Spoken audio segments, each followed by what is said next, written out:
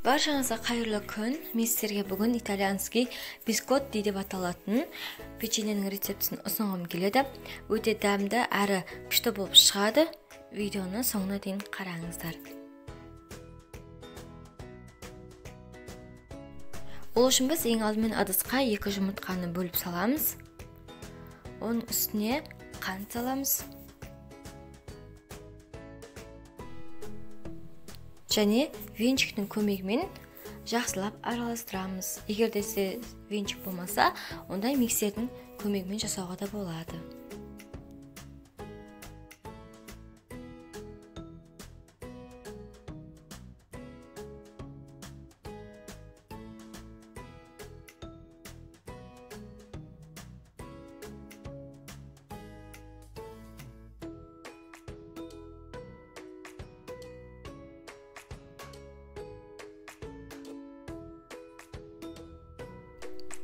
Енді оның үстіне бөлме температурасындағы сары майды саламыз.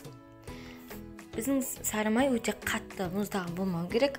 Бөлме температурасына жай ғана еріп тұрса болғаны. Саламыз да венчиктімен жақсылап араластырамыз.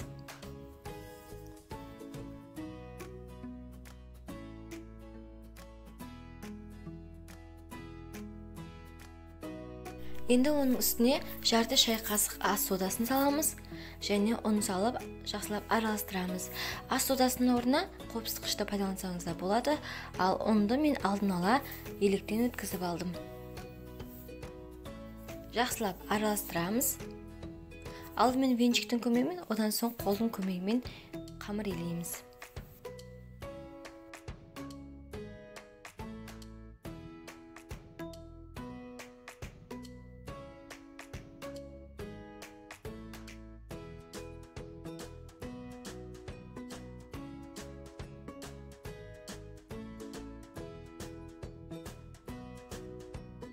Бізде міне осындай бүтіндей бір қамыр шығады.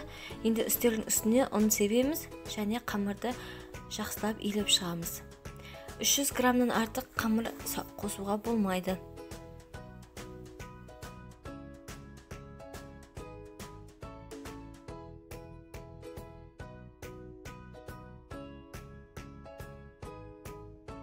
Енді біз осы қамырдың арасына сухофрукты саламыз.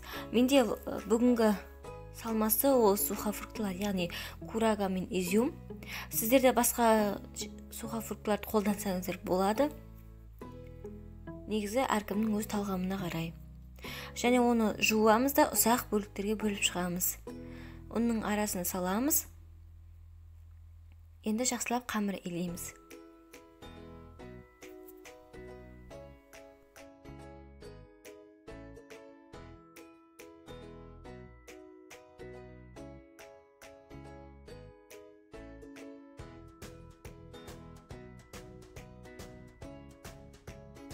Енді осы қамырды 4 бөлікке бөліп шығамыз.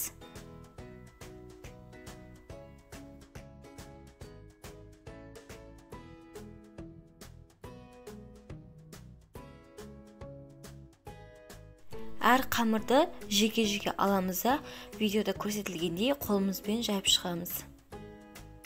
Соломка тәрізді ету керек барлығын. Осылай жайып шыққан соң, оны бірден противенге салып пісіретін боламыз.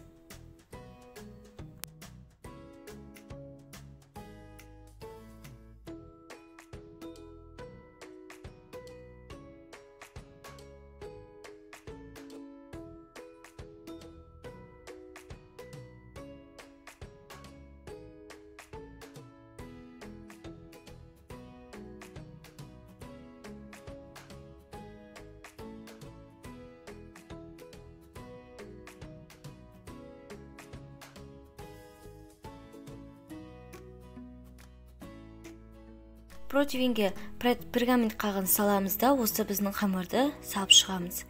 180 градуста 20-25 минуттай пісіреміз.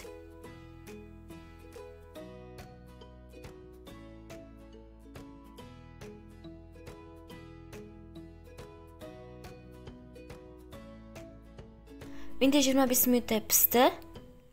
Осындай болып шығады. Енді біз оны өткір пышақтың көмегімен бөліктерге бөліп шығамыз.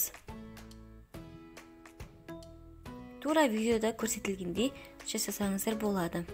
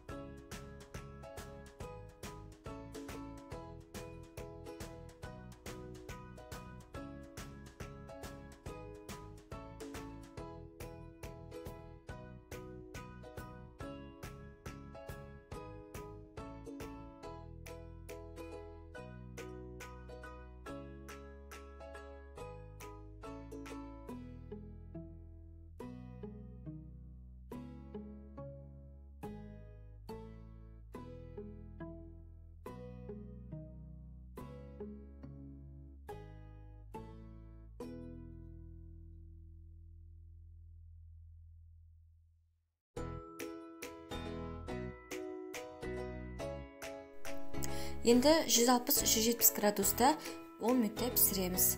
Менде 10 минуттай пісті, барлығы өте әдемі болып шықты. Сарғыш түске енді. Ортасын көрдіңіздер ғой, өте керемет әрі барлық жері пісті. Енді тарелкаға жинап салып аламыз. Барлықтарыңызға жасап көруге кеңес беремін. Өте әдемі дәмді болып шығады. Ортасы толықтай піседі. Қонақ келгенде өте таптырмас печеньенің бір түрі.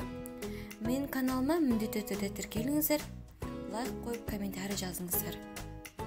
Ас болсын.